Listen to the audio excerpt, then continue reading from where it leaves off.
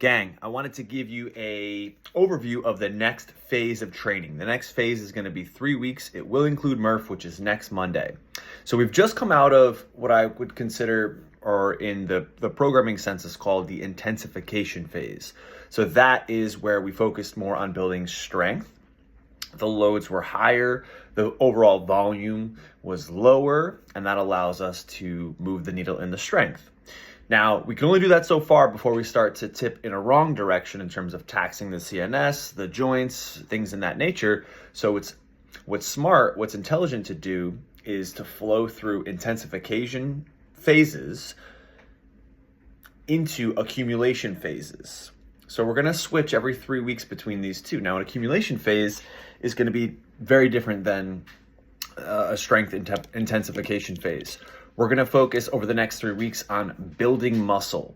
In programming terms, hypertrophy. You might have heard that word. So what this is going to help us do, alternating back and forth between these, is going to help us blast through any sort of plateaus. It's great for longevity and long-term results in terms of progress. So think about this as we navigate the variance. Now, some of these phases our bodies might respond much better to, and some obviously might challenge us more. Now, I'll speak from personal experience. My body responds really well and enjoys accumulation phases where the volume is up. We focus more on muscle building. The loads are a little bit less than the peak strength building, and the body gets ample time to grow. The muscles grow and get stronger. Thus, when you go back to intensification phases, you are stronger. You can lift weights that you were lifting, or lift more weights, or even lift those same weights for, say, more reps, thus getting stronger. So a couple things you're going to see in the accumulation phase that are going to be pillars are more exercises, higher reps, more time under tension, shorter rest periods. Think of these as muscle building, bodybuilding supersets that are going to demand a lot of our muscles. And even reading some of your folks' goals, a lot of them were, when you mentioned struggles, mention the upper body, which is great because we're going to have 2 direct focused upper body strength building days. Like, we're going to kick off tomorrow with our focus being on our arms, our bis and our tris, so to speak, and giving a good amount of work and volume through this. So again, it's not going into this next phase, not so much about the loads that we're lifting. It's the time under tension. It's connecting our mind with that specific muscle or muscle group. Yes, navigate and record your loadings and things so that can help your journey. Murph kind of throws a unique wrinkle into all of our phase, so to speak, but it blends right in because it's high volume. It's going to do tissue breakdown. So to give you a little overview of at least what next week will look like as I pull up the programming here, so you can have a general sense. Just pull it right up. Okay. Day 1 is going to be focused, half the class, the first portion of class, I should say, is going to be focused on supersets, 4 movements through the arm or the bicep / lat region. So connecting our pulling muscles. The second half, or the back half class, is going to be on more of our triceps or our pushing muscles. Okay. And that's going to work on upper body pushing and pulling strength. Day 2 is going to have a focus on lower body glute and quad and hip strength, paired with, so that's going to be the first portion of class. The back half is going to be simple conditioning, get us a little bit of sweaty, out of breath, and keep that in play. Day 3 is going to be back to upper body. However, it's going to be upper body more in the shoulders, the full shoulders, not just the front. So the front portion of the shoulder, the side, as well as the rear delts. Sneaking in a little rotator cuff health as well. And then the back half of class is going to be focused on upper back, more rear delt health, and some core work.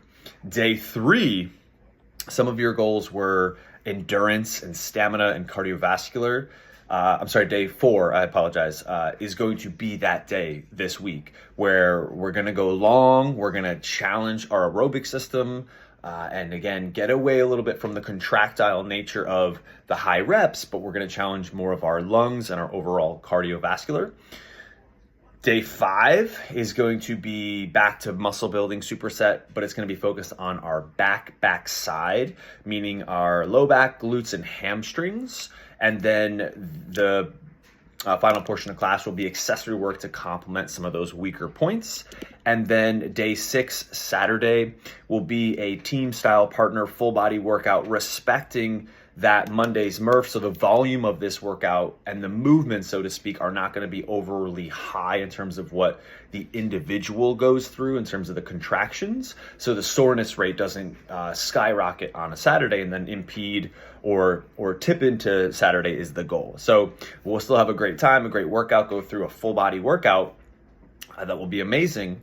Actually 2 workouts, and then spend the rest of the weekend recovering. So when we come in Monday, we tackle this hero workout, if you do come Monday, in the particular volume and fashion, and there's going to be a ton of options that you can choose from that makes sense for what makes sense for you.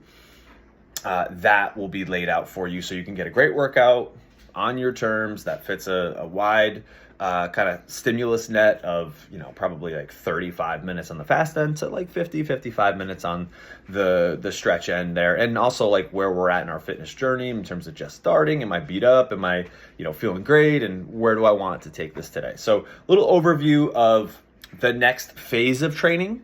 So we'll do that for 3 weeks with variance and some rotations, but direct focus to building muscle is this phase. So again, outside the gym, guys, couple things.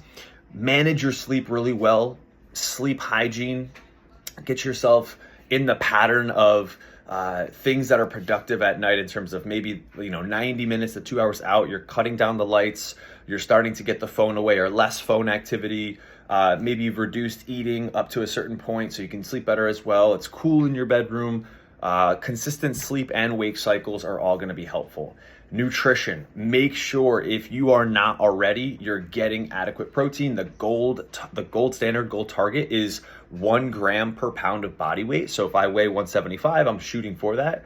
I actually go a little bit above that. If you've never tracked or you realize that, shoot, I'm not even halfway or 60% there, maybe it's unrealistic to go right to 100% or full body. 1 second. The lady wants to come in. Work up to 80% of body weight. So just pick a target and get as close to that as you can. But with what we're about to do, recovery is going to be so important. It's not going to be about so much, it will be what we're doing in the gym, but what we do outside is going to matter so much more. And the guys too, some of us are always working through something like, again, my shoulder, someone's back, someone's knee. Please arrive a little early and communicate that to the coach beforehand. Hey, my such and such is not feeling so great. And please adhere to an adjustment recommendation. Okay, cool. If this isn't feeling so great today or this, here's what I'd recommend that we approach. And again, it's pain-free. Please meet us halfway.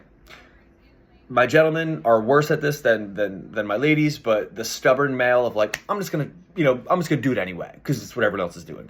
Please do not set yourself up to go down a road that your body's gonna then just start not feeling great. So again, as we enter the muscle building phase and volume's gonna be up and your body's gonna be going through a lot of contractions, take care of the things outside the gym, managing stress, sleep, nutrition, things of that nature. Okay, and be consistent in coming to the gym.